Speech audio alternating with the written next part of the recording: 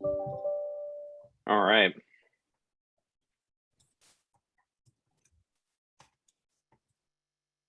Well, thanks again for joining us, you two. I'm excited for this conversation. It's gonna be good. So am I. And there was some news today, right, Zisser? That did you guys make some news today? I don't know. I thought I read something. San Diego. Maybe it was San Diego. Okay. It was definitely in the news. Yeah, Liam Dillon picked it up too, so that helped. Mm. All we said was that state law trumps local law. That's all Oh, we said. that's right. It was Shannon's letter. Yeah.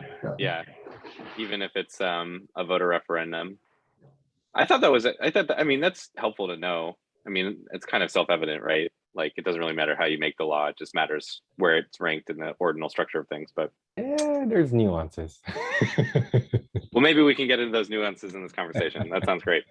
Well, okay. So it seems like most of the folks are trickling in. Thanks everybody for joining California MB's conversation today with David Pye from the Department of Justice and David Zisser from the Department of Housing and Community Development. These two gentlemen represent agencies at the front in enforcing California's housing laws. You know, we often as EMBs and advocates work on trying to get the laws enacted. And these two are some of the folks who are working every day to make sure that those laws that we have enacted are actually being implemented and followed through on. So I'm really excited for this conversation. My name is Luis Morante. I'm the Legislative Director for California EMB, and really pleased to be joined today by these two, whom I will let introduce themselves a little bit more, probably starting with Zisser. Why don't I introduce myself before I go into my spiel, and then That sounds great. Yeah. David Pye can introduce himself real quick before I keep talking. So hi everyone, thanks for having me. I'm David Zisser. I'm Assistant Deputy Director for Local Government Relations and Accountability at HCD. So I work in the Housing Policy Development Division, and I oversee our Housing Accountability Unit as well as our Planning Grants and Incentives Unit. Just real quick, you know, right before coming to HCD, I was Associate Director at Housing California for 3 years. That brought me to Sacramento. Before that, I was in the Bay Area working as a senior staff attorney at Public Advocates, really working on housing justice, affordable housing, fair housing, public land for public good, those kinds of issues, tenants' rights, anti-displacement. And before that, I was a senior counsel over the Lawyers Committee for Civil Rights Under Law out in DC, working primarily in the Gulf Coast, but kind of all over the country on some of the same issues, fair housing, as well as environmental justice and things along those lines. I got my start at the New York City Housing Department, coming out of grad school and law school. So I got a little taste of what it looks like to do to work at a local housing agency, and now I'm grateful to be at a state housing agency. Thanks for coming. Thanks for having me. David, did you want to introduce yourself before I go into my spiel? Sure thing. Hello, everyone. My name is David Pye. I'm a Supervising Deputy Attorney General in our Public Rights Division's Land Use and Conservation section. Many of our clients, chief among them, are HCD and the Coastal Commission and State Lands Commission as well. I also help oversee the Housing Strike Force along with another Supervising Deputy, Christina Bollard, who is based down in LA. I've been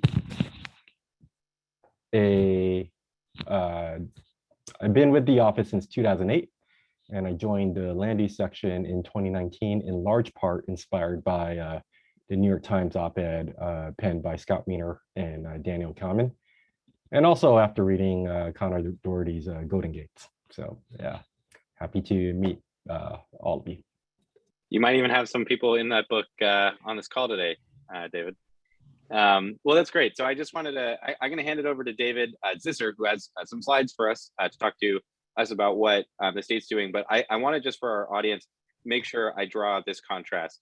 Zisser here works for the state's Department of Housing and Community Development, which is formally part of the executive branch. It's part of Governor Gavin Newsom's administration, and so is often most associated with the governor's perspective. David works for the Department of Justice. The Department of Justice is California's, can I say this, Pi? It's chief, the DOJ is California's chief legal representative in court. And that's headed up by a separate elected official, former assembly member, now Attorney General, Rob Bonta. And so I think these two both bring sort of both of the pieces of what their respective administrations are working on when it comes to housing enforcement. So we have sort of two pieces of puzzle here. But absent or unless I made any egregious errors in that overview right there, I'll hand it over to Zisser to talk about what HCD and the Housing Accountability Unit are doing and introduce that. That was great. Yep. Thank you, Louis. All right, I'm going to share my screen. Hopefully I get it right. Does that look okay? All right. Looks good to me. So I'm just going to go through this pretty quick. Some of you may have seen other talks I've given and a longer version of this. I'm going to make this quite a bit shorter. Try not to talk too fast, but I'm going to keep it pretty high level. The purpose of the Housing Accountability Unit, which is really what I'm here to talk to you about today, is to ensure that all jurisdictions meet their fair share of the state's housing needs and promote housing production at all income levels. And the way the Housing Accountability Unit does its work is primarily to hold jurisdictions accountable for following the law through, and I should say, through both technical assistance and enforcement actions as needed. Our approach is to take both a complaint-based approach. So we receive complaints. I'll share the email address later for folks that need that. We'll take requests for technical assistance or complaints of potential violations and respond to those. Do our analysis and our assessment of those, and then take appropriate action. We also have a proactive enforcement initiative around housing elements that I'll talk about in a minute. Sometimes we have to prioritize our work, and we do that by looking at how severe is the issue or the case. What is the impact? Does it have an impact on a lot of people? Does it affect affordable housing in particular? Is it a large project, market rate, mixed income, or affordable? And does it align with the values and the mission of HCD and the state around things like equity and homelessness, climate, and other things? And a running theme is that we do start with technical assistance. We look at local jurisdictions first and foremost as our partners in creating more housing across the state. And so we want to work collaboratively, and we will move to enforcement action as needed. That's what this diagram, which is very hard to see, is really all about. Sorry. We start with a review of a case and provide technical assistance to the extent that we can. If there's kind of two paths, if it's housing element enforcement, it takes one path on the left. If it's our other statutory areas, it takes a path on the right. They're very similar paths. There's really just one primary difference. But in both paths, we start with TA, technical assistance, then move on to a notice of potential violation or notice of violation if our technical assistance hasn't resulted in compliance with the statute. And then if there's still not compliance after the notice of violation, we'll refer the matter to we can refer the matter to the Attorney General's office, which is where David Pye and his team come into play. It's actually oversimplifying it. They come in earlier than that. We collaborate with them. Definitely before we're going to send a notice of violation, we bring them into the conversation. And on the housing element side, the big difference is that we can decertify a housing element as another remedy, and in addition to other things. So we'll get a little bit into that in a sec. To say a little bit more about our authorities, I think there are 16 statutes that we have authority to enforce either in whole or in part. The ones in orange, which are Housing Element Law, the Housing Crisis Act, Housing Accountability Act, Density Bonus Law, ADU laws, and Surplus Land Act. Those are the sort of the ones that come up the most, the repeat players, so to speak, right? So obviously we deal a lot in housing element law. We review 539 jurisdictions, housing elements, and monitor for compliance. But these other ones also come into play a lot. We got 4 of our statutory authorities out of AB 72 a few years ago, and then AB 215 more recently added a number of other authorities, which are listed here. And then there are other housing laws where we get our authority directly through those statutes, ADU law, Surplus Land Act, Preservation Noticing Law, and a couple others. So those are our authorities at a very high level. We're not going to do a deep dive into any of these today. But I did want to say a word about housing element law. I'm actually skipping a bunch of slides about what housing element law is. I think this group probably knows a lot about it. And that's kind of a whole other session that we could go into. What's up, Lewis? I was just going to say they probably know too much, David, for like a normal person. Yeah. It's an unhealthy amount, but I appreciate you saying that. Yeah, but the part I want to highlight is that, and it's really exciting, is that, and I think most people here know this, the housing element law now has more teeth than it did before. And one of the things that we can now do is really think of the housing element as an 8-year contract between the local jurisdiction and the state. And we get to hold the local jurisdiction accountable for fulfilling that contract. And that includes making sure, well, first of all, that they submit a housing element. And so our proactive enforcement will proactively look at what jurisdictions have done or not done to comply with housing element law. Starting, and this is, starting with submitting a housing element in the first place. We recently sent out 17 letters of inquiry to jurisdictions that are way past due on submitting their housing element. And all of them responded, and we're working with them on those timelines and getting a better understanding of what our expectations are for them and what they plan on doing. Second, our housing elements that have been submitted but have not been certified as compliant by HCD, and looking at the time frame and reaching out to jurisdictions that remain out of compliance after a fair amount of time, and working on a plan with them through TA and if necessary through a notice of violation to get their housing element into compliance. In addition, we're also looking at jurisdictions to make sure they're implementing their rezone requirements per AB 1398. And then the part that frankly I'm most excited about is looking at the programs and the commitments that local jurisdictions have included in their housing elements that have been certified by HCD, and the timeframes on which they've committed to doing those, and basically pinging ourselves, monitoring and tracking those commitments, and reaching out to jurisdictions when we see that they haven't implemented those to say, what's going on?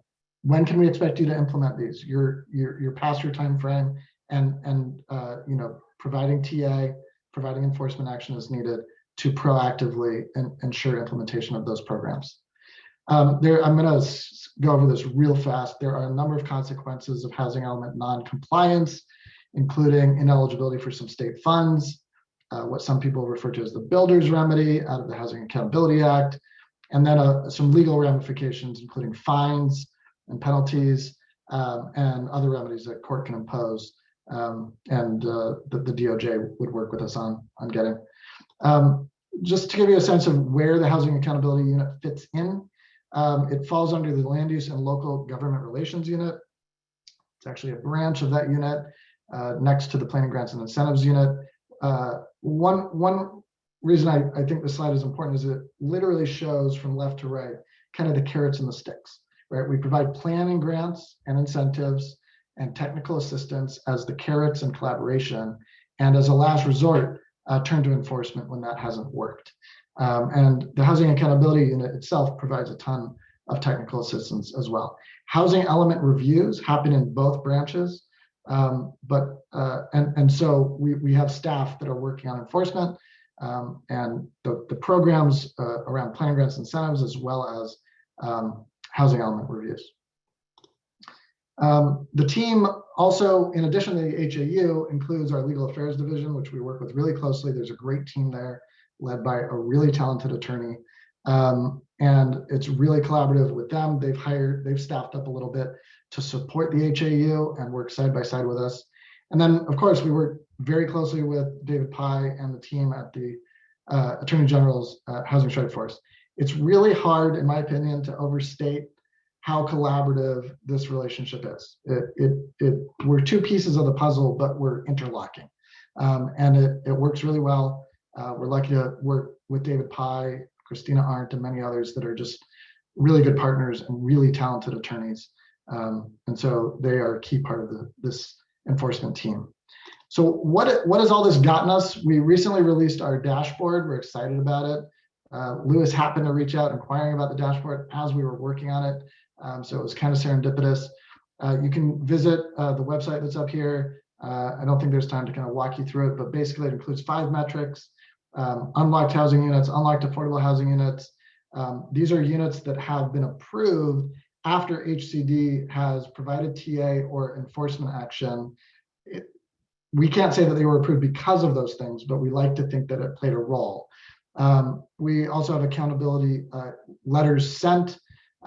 We kind of measure our productivity partly in, how many TA and enforcement letters are we getting out, and setting some precedent, guiding other jurisdictions on what they're supposed to do, providing real clear guidance in that way. We provide technical assistance where there aren't letters, so we wanted to capture that too. These are the cases in which we provided TA. Usually in those cases, we're providing many touches of TA. We're not counting all of those. We're just counting each case where we provide multiple touches. And then we've closed 211 cases. This data starts on January 1st, 2020 and goes up to the present. The HAU was started in September by the governor. We're really excited about that. But HCD was doing great accountability and enforcement work well before that. So we do go back a little bit to 2020 when our data is sort of the best. I want to end with what collaboration with you all looks like.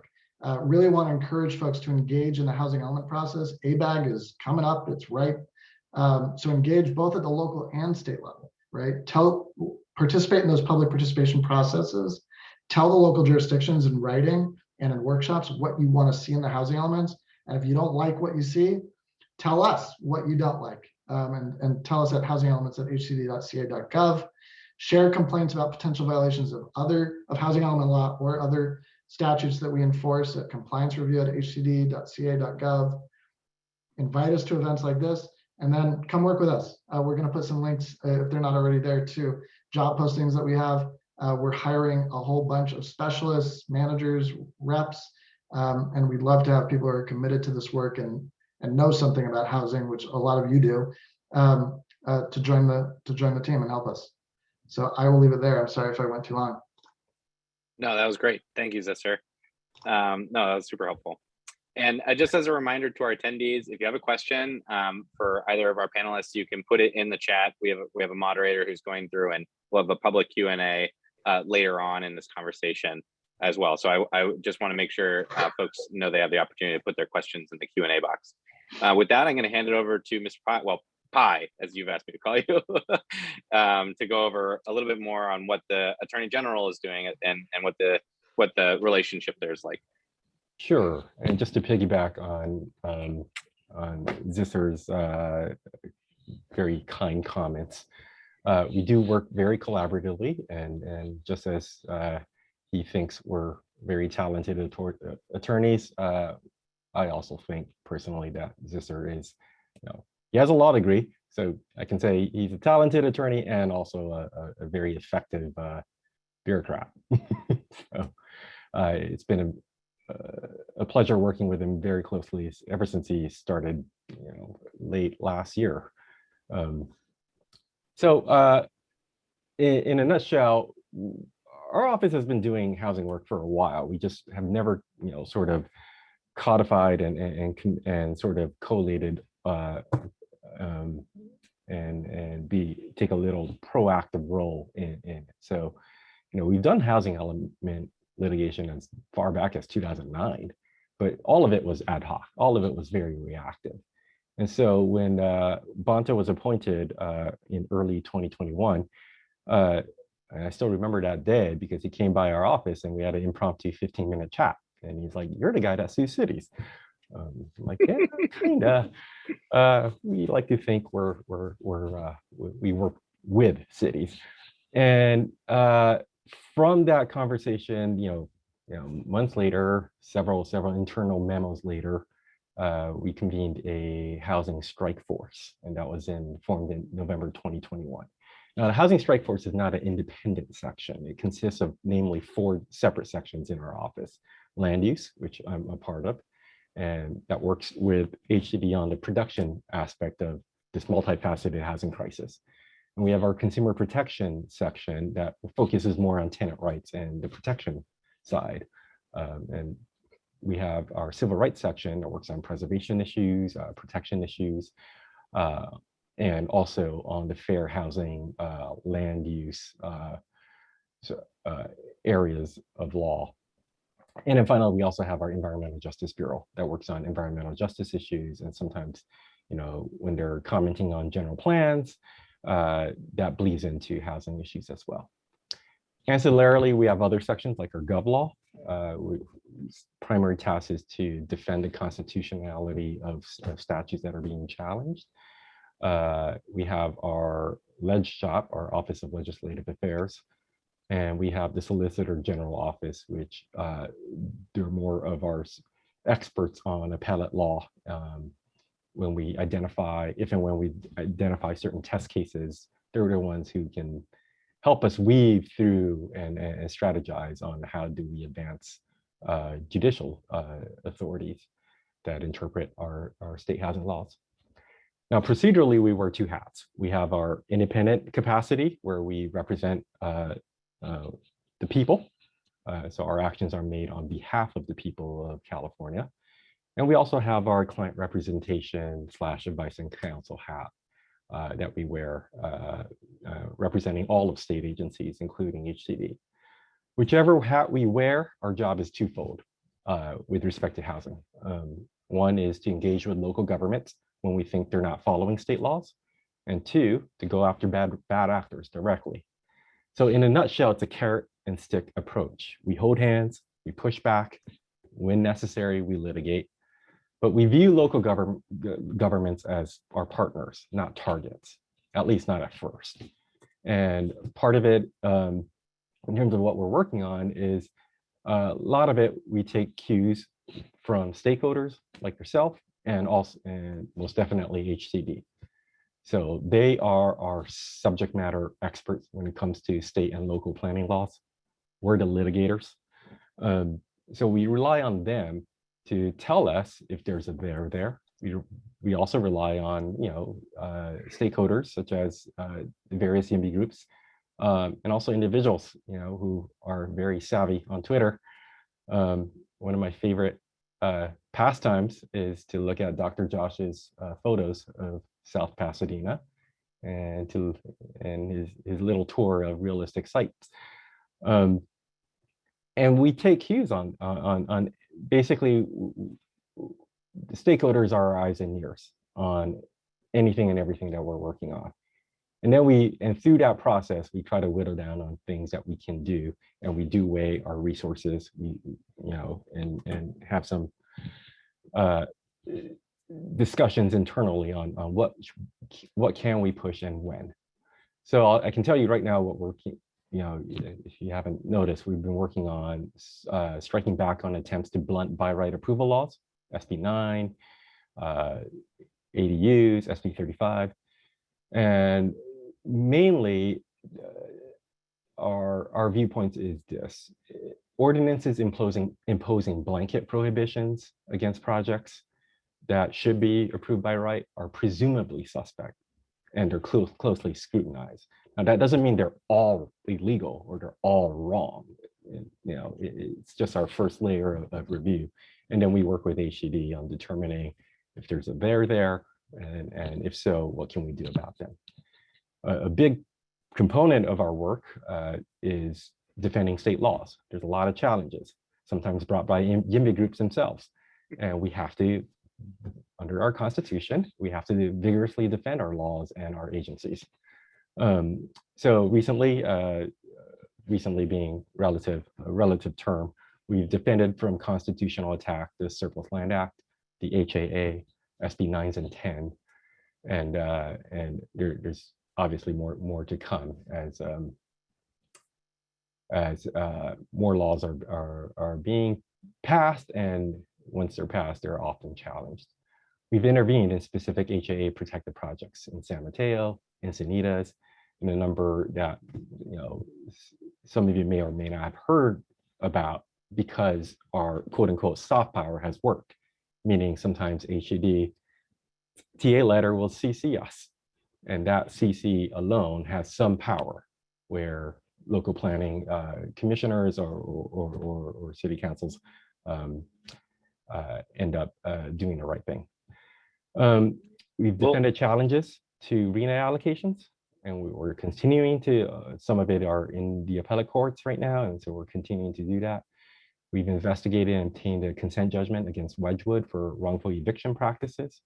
We've issued legal guidance to cities and counties on fair housing obligations in the land use context, most notably on restrictions against group homes. And we continue to investigate predatory practices against tenants. There's more things to come, including, as David Zisser mentioned, housing element enforcement. We're looking at enforcement of state fair housing laws, continued enforcement of surplus lands, housing accountability, and SB 9 laws. And then, well, I think, go ahead. I was just going to say, David, I think that's a great spot to like pick up more of the relationship between HCD and DOJ on especially SB 9. Like a lot of the folks on this call work really hard on SB 9, and we've already actually got a question about where the best spot is to report sort of SB 9 violations that folks are seeing. So we're going to drop in the chat a couple of emails for actually how to contact David's, well, Pi's unit and Zisser's unit. There are two emails that kind of go, and they're good intake emails for those. So folks on this call can use those intake emails to send anything violation related over their way for their review. But I kind of wanted to get into kind of like what it looks like for the state, especially to be enforcing SB 9. You know, Zisser, you had gone over the list of things that the state has, or that HCD especially has explicit statutory authority to enforce. And I noticed SB 9 wasn't on that list, but that doesn't mean HCD is not doing anything on SB 9. And that certainly does not mean that the state of California is not enforcing SB 9, because the Attorney General has a lot of authority there. So Zisser, maybe I could hand it over to you to talk about what you guys have done recently on SB 9 implementation and what folks on this call should look out for to be sending your way when they see, you know, in their planning commissions and city council meetings. Sure. I put a link in the chat to the SB 9 fact sheet that HCD released a few months back, on the date. So we did provide a short sort of TA fact sheet on SB 9 because you know, a lot of people are interested in it. It's an important statute, and you know, has some real significance. One thing that's notable about the fact sheet is that it also says we don't have enforcement authority over SB 9 and lists a few statutes that are particularly relevant. In particular, you know, what we're seeing, what you all I'm sure are seeing, is a lot of local jurisdictions passing SB 9 implementation ordinances, right?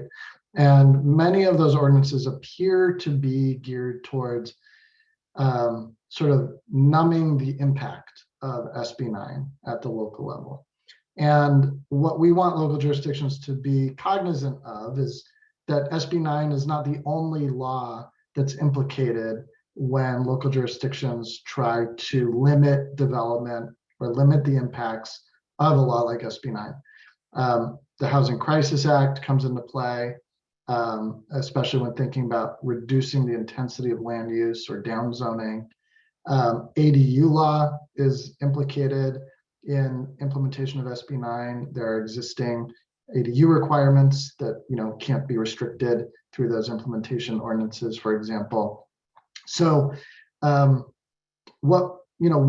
we've gotten a lot of complaints about SB 9 ordinances. The last I saw was 45. I think it's probably a little bit more now. A lot of those have come from EMB organizations. what we're looking for is where can we use our authority to address this complaint, just like any other complaint we get. It's in some ways not unique, right? We get a complaint, is there a violation of one of the statutes that we enforce? If there is, we'll look at that and provide some TA, maybe write a TA letter, and go through the process, potentially up to an NOV if it escalates in that way, a notice of violation. Where it's a clear violation or a potential violation of SB 9 itself, and not a violation of other laws. Maybe they've crafted the law pretty carefully, so the ordinance carefully, it doesn't impact other laws. That would be more appropriate for the AG's office, which can enforce any law on the books, as I understand it, including SB 9. If you don't know, that's okay. You're not obligated to know exactly which law is violated by an ordinance, but maybe there's an ordinance here and wow, it looks fishy and it does these things, and I want HCD to know, and I want the AG's office to know. You can send a complaint to both of us, and to be honest, if you send it to both of us at the same time, that's probably the easiest way for us to make sure we're talking to each other. We talk to each other a lot, but that's an easy one. If we get that, we'll say, who does it make more sense to look at this given the specifics of the ordinance? Odds are HCD will take an initial look in most cases to see if it implicates one of the laws that we're involved in. But I'm going to shut up. So David has an approach that they take to SB 9 ordinances that I think would be useful for folks to hear. Yeah. Again, the approach is fairly simple. Ordinances that imposes blanket prohibitions, they're presumably suspect, and those are things that we are really looking at. But as David Zisser mentioned, we do look at it in conjunction with HCD. So yeah, sending complaints to one or both, it's going to get to us either way. We'll share the complaints with each other. We'll talk it through, and we'll determine if it's better for HCD to analyze first, or does it go directly to us. I can just tell you the two that we've taken on independently was Woodside and Pasadena. But there are others that we looked at, and we sort of determined that because it implicates Housing Crisis Act, et cetera, it would be better for HCD to sort of run its course of TA, NOV, and referral before it gets to us. And then one last thing that I want to mention about what we're working on is we're actually working on trying to streamline our engagement with stakeholders like yourself to be our eyes and ears. And so I know there's some frustration with our housing@doj.ca.gov. It's understandable. We have a very antiquated system, and I think you'll send your complaint there, and then you'll be asked to submit another complaint form, and then that complaint form goes to another database, and it finally reaches out to me. It's going to change soon, I promise. I'm sorry that we're a bit antiquated. We're not as savvy as HCD on the dashboard, but we'll get there. That's great. That's exciting. And I think, a lot of the folks on this call, I think, are sophisticated enough to be working on, looking for, especially particularly SB 330 violations. And I know both of your offices look pretty closely at that. Just maybe for other folks on the call who don't know what SB 330 is, it's a broad law that well, it does many things, but one of those things is it prevents local governments from reducing their development capacity without increasing development capacity elsewhere in the city, sometimes called the no net loss rule.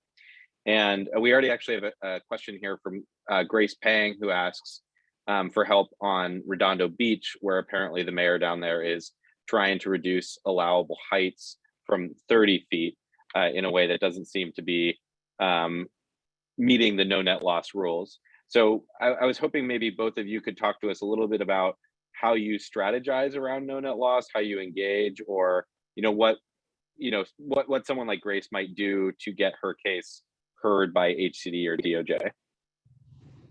I think it's pretty straightforward. I think Grace should go ahead and send us a complaint to compliancereview@hcd.ca.gov. Tell us what you think is going on. The more facts and if documentation or anything that you have, the better. You don't have to have all that stuff, but it will help us help you. So I think you explained the gist of the law really well, Louis. It's obviously a little bit more nuanced and complicated, but that is the gist, just what you said.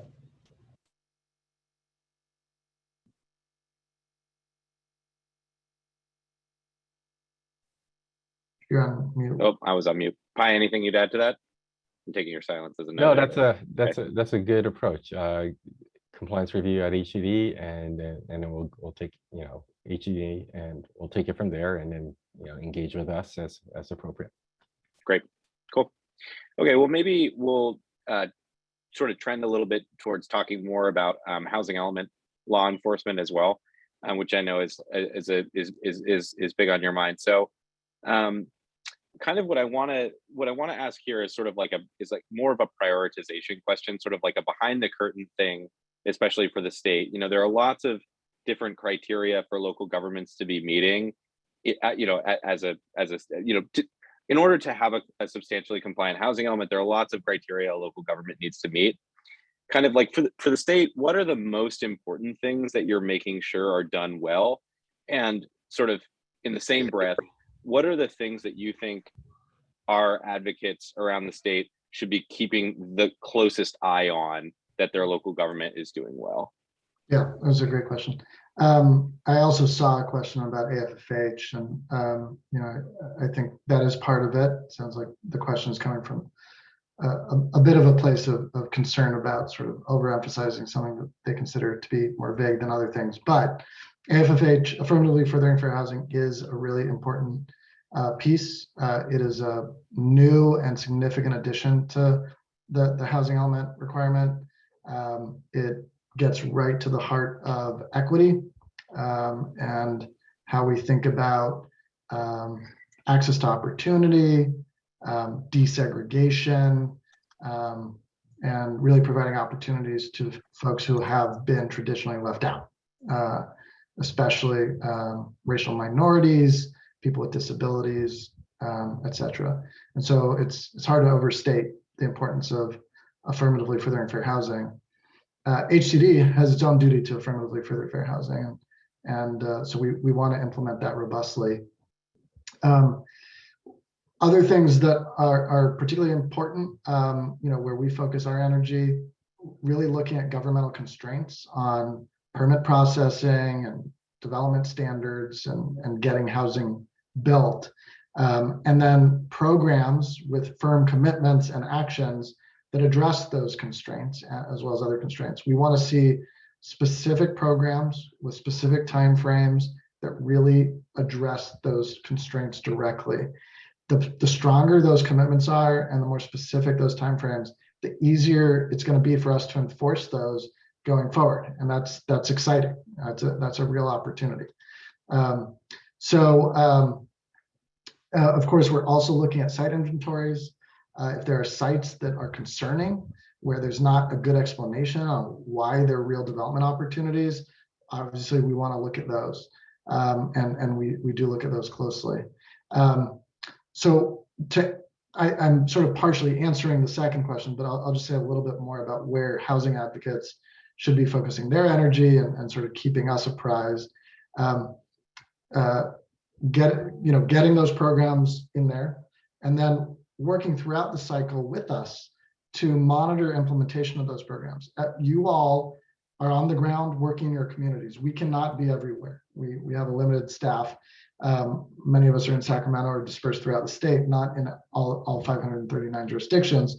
So if you know that there's a program that's not being implemented, either at all or robustly, let us know. That's the kind of thing we're going to want to hear about.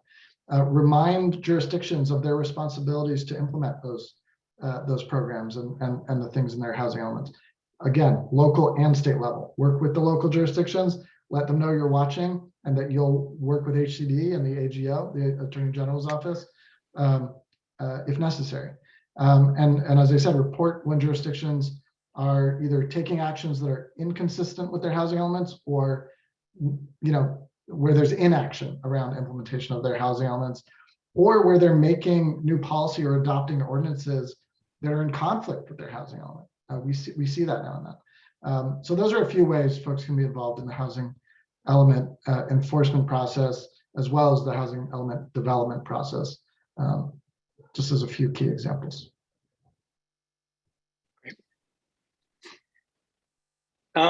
It kind of gets that also kind of gets to a question I think both of you could answer. How do your departments prioritize where to? I mean, we all only have so much time in the day, right? There are lots of things going on around California. How do you prioritize? There are a couple questions sort of getting at this prioritization question. When you see thousands of pages of opposition from community groups to a housing project, for example, does that send up a red flag? Maybe Pi, I can go to you first. You guys really sort of decided to invest in Woodside, for example, and making sure that their SB 9 ordinance was compliant with state law. Can you tell us a little bit more about how you guys prioritize where and how to spend your time? I can't go into specifics, but suffice to say, with that instance, it's more of a question of that was just pretty egregious, kind of fairly simple to sort of address right off the bat. Mm-hmm. We don't really have any written set of guidelines or prioritization at this point. It's very much an iterative process. Much of it just stems from hearing from you all.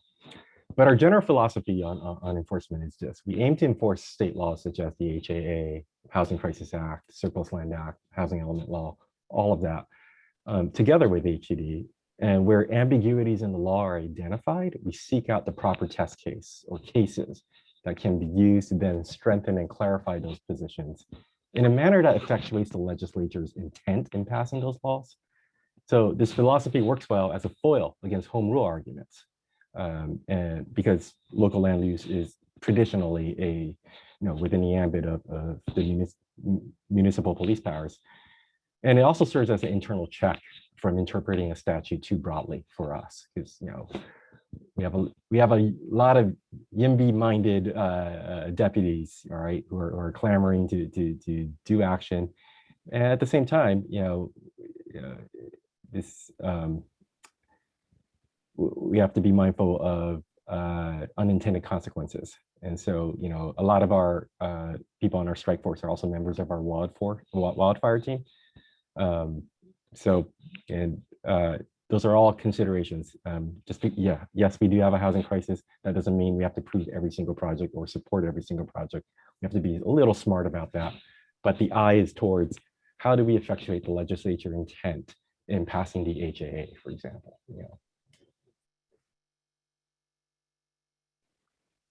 Anything you'd add there, Zisser? Otherwise, I have a great transition question. But well, I mean, go ahead. I touched on this before, very quickly in my presentation. We do have to prioritize sometimes, and we have sort of general guidance internally about how we do that. And I listed sort of the three broad criteria: severity, impact, and sort of values alignment. And so we kind of get two buckets of complaints. I mean, very broadly speaking. Projects, right, that actually have units involved that are struggling to get through the approval process, for example, and ordinances or policies, specific plans, zoning codes. I think projects are a nice concrete thing for us to wrap our arms around. So those tend to get sort of an extra look. If they have a lot of affordable housing in them, that gets priority. If they have a lot of units, that's going to be more important than some very small development. So that would get some level of priority. Looking at jurisdictions that are consistently bad actors, where we want to make sure that they know that we see a pattern here, would be another way to think about prioritizing. And does it have some precedential value? Are we seeing this across the state? And if we send a letter over here, other jurisdictions will know to look at that and get the picture, right? We're not going to be able to send 45 letters about SB 9. Unfortunately, that's just true. But maybe we can select a few that really to really hold up as examples that other jurisdictions will look at. Great. Well, I'm being a bad moderator here because I lost the question from our audience member. But I kind of want to transition now into questions from the audience. And we gotten a bunch of really good ones actually, and I have to apologize in advance because we're not going to be able to get to them all in the next 15 minutes. But maybe I can try to follow up with some of you folks via email after this. One of the things that folks are asking though, there's a question, for example, someone's city committed to relaxing their FAR requirements as a part of their housing element program in the 5th cycle, and kind of never did. So cities are going to be making lots of commitments to the state of California and their housing elements. And, Zisser, you kind of touched on this earlier, but what can YIMBYs do and what will the state do in terms of holding local governments to account for the promises that they're making in housing elements? How should we talk about that? Yeah, I mean, I did address this a bit. I'm happy to speak a little bit more to it. I think actually it also relates to the question about prioritization. Right. We are going to have to think about prioritizing which programs sort of will have the greatest impact, be the most important. Are we seeing failure to implement one program, or versus are there jurisdictions that are just ignoring, most, if not all, of the programs they've committed to implementing? So, we'll have to see. We haven't started this process of this part of the proactive enforcement yet. But, I know there's at least one organization, I don't want to name them, but they're an advocacy organization that I believe is putting together a spreadsheet of the jurisdictions in their purview, in their region, and inputting the programs and the timeframes that are going in those housing elements, and using that to track and monitor themselves and to communicate with us. I think that's a great example of what organizations can do at a regional level, at a local level. Start tracking those. Once we've certified a housing element, go find the most important programs to you, put those in your tracker, put in those timeframes, and ping us when those timeframes start approaching and where you're not seeing action. I think that's just one example, but it doesn't have to be that methodical. You can, again, let us know if you're not seeing housing element programs, zoning, rezones being implemented appropriately, or site inventories that aren't being respected in the right way. I think those are a few ways, and just communicate with us. It can be via email, or you can start with an email and say, there's more to the story and you want to get on the phone with us. And we're glad to do that. I want to make a little bit of a plug here, Zisser, for myself. If you are also an elected official subject to the Public Records Act and don't want to complain in writing, you can get on the phone to your favorite YIMBY organization and they will complain for you. So don't hesitate to do that. This is one of my favorite plugs. And you might be a private citizen and not want to be Public Record Act requested. Right. And that's a great, I always try to, thank you for reminding me. And anything you send to our email inbox, and probably to the AG's inbox, is Public Records Act requestable. We can't help that. If you, as Lewis said, if there's a YIMBY group that you're working with locally or statewide, that you can go to and say, hey, can you guys send this request? I think that's one way around that, so to speak. We have a fun question here, sort of about what sticks the state have. So I'll let you both answer this one. What's the biggest stick your department has? Can you guys overrule localities on development projects? How you got pointed at? You want to go first? I'm happy to go. I haven't talked. In some respects, we can. I think our biggest stick is really to, with respect to ordinances, say, this ordinance is either void or unenforceable, or it has to be struck down. And then with respect to specific projects, that a lot of it is a plug. We often work with project proponents, so i.e. the developers council, what they want. And so, one of the dilemmas that we constantly hear from developers is the "I don't want to sue the folks I'm supposed to butter up" dilemma, right? And so oftentimes when there are legal issues, and this goes back to in terms of our general philosophy of trying to find the right test case. Sometimes facts fit, everything fits, but the developer says, no, you know what, if you get involved, that's just gonna delay the project or potentially jeopardize it. We actually want to work with the cities. So please, and so we take a little, a more hands-off approach or a more indirect approach in that regard. But which is why in terms of biggest stick, I would say something like Woodside, we're gonna do something outrageous. We're gonna pass an ordinance. And then we can sort of be a little more heavy-handed, because then the carrot, there's no incentive for a carrot, it's just all stick, right? I think, by the way, I just saw my mom's name in the list, so I'm going to say hi, Mom. I didn't know she was attending. But the biggest sticks that we have are the AG's office and referrals we make to them when appropriate, because that does take us down the path of litigation, which is probably the biggest stick, right? Trying to get specific performance or an injunction or something along those lines. But it's kind of wonky, but housing element compliance and revoking housing element compliance is actually a huge stick. Local jurisdictions do not want that. It comes with all sorts of consequences that they want to avoid. And we want to avoid it too. We want compliant housing elements that can result in more housing production and that we can enforce over the 8-year cycle. But if we have to, we'll revoke housing element compliance, and that is another pretty big stick. We have seen success. I want to sort of reframe it a little bit. Most of the letters we send and most of what we do is provide technical assistance. We've had lots of wins lately. We just saw an approved project in Encinitas at 250 units of housing, including 50 affordable units, in response to technical assistance we provided. And I don't think we ended up sending a notice of violation. I'm sort of blanking on that.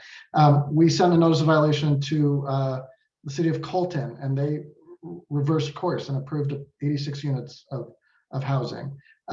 We provided TA to another jurisdiction that went ahead and approved 72 units of affordable housing.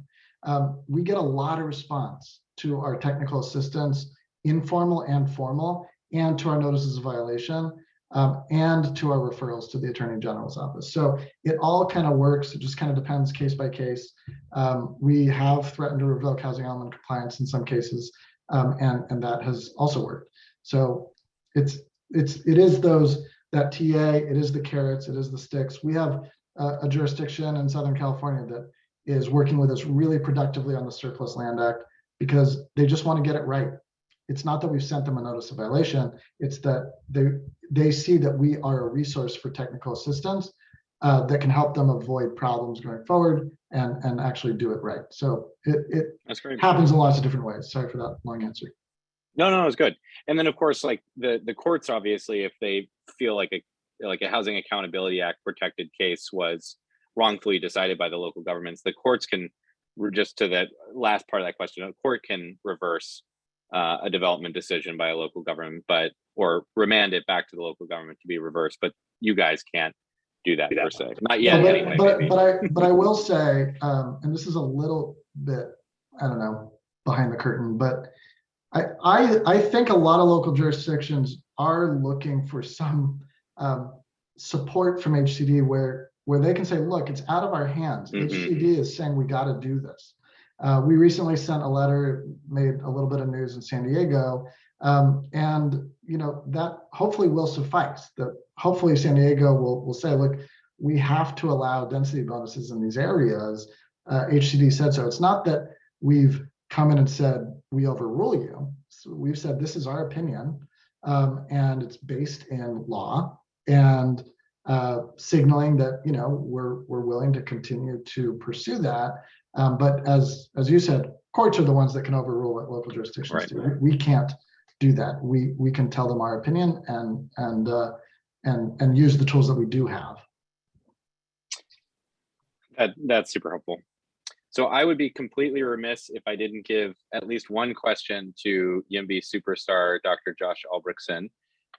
So I have my favorite one from you, Josh, tonight on the builder's remedy. This is something we talked about a little bit earlier as a punishment for not having a compliant housing element. But one of the things that I think we're all struggling with is that the builder's remedy has been unclear, and when it applies and how it applies and all that sort of stuff. Are your offices thinking about issuing any guidance on the builder's remedy when it applies? Is there any builder's remedy insight you can give our crowd tonight? I can take a first crack at that. I can't say that yes or no, we're certainly looking at that issue. This is the builder's remedy is a good sort of good example or a good way to illustrate, the type of issues we're dealing with. It's obviously, if you read Elmendorf's white paper on it, it's obviously laden with ambiguities. Where, oftentimes people just say, just go to court. Courts are double-edged swords, right? They don't. There's zero deference given to HCD interpretation on it. So we're trying to find in those issues where so much ambiguities exist, we have to find a proper test case, number one. Number two, with respect to the builder's remedy, we can't just go to court and to try to enforce something that, something that's not concrete. You need to find a developer. You need to find an actual project.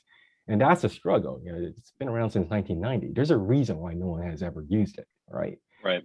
That's the struggle. So, Dr. Josh, if you have a developer in mind, by all means, to talk to us, because we're looking for stuff, not just in builders remedies, but anything with respect to state housing laws that are ambiguous, that needs clarity. And we just got to then find the proper test case, where to file it, and weigh those considerations before we actually do something. What he said. Awesome.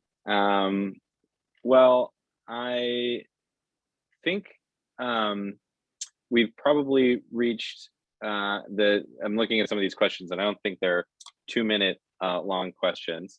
So I think we've probably reached the end of our conversation. We'll put the emails for Mr. David Pye and David Zisser back in the chat one more time. I want to thank everybody for coming to this panel, especially you two esteemed gentlemen. Thank you for spending your time this evening with us. My final pitch for those of you on this call, please go to California YIMBY's website and take action with us. Join our rapid response team. Our rapid response team, for example, was really at the forefront of making sure the Housing Accountability Unit got created. We were calling into committees to support it and taking action to make sure that it happened. So joining that can really, make a huge difference, I think, in terms of the outcomes of the state. So please, californiayimby.org, take action. We're also going to put a couple of job description links into the link, to the chat to go work for David Zisser's Housing Accountability Unit. So with that, thanks again, everybody, for joining us this evening. Do you want to make one final pitch, Zisser? Just a gratitude, Louis and Ryan. Thanks for the invitation. Thanks for the opportunity to get in front of an audience of folks who really care about these issues and know something about them. It's appreciated. And I echo that. Yes. Thank you both. You're both very kind to join and talk to us. So thank you. Have a good one.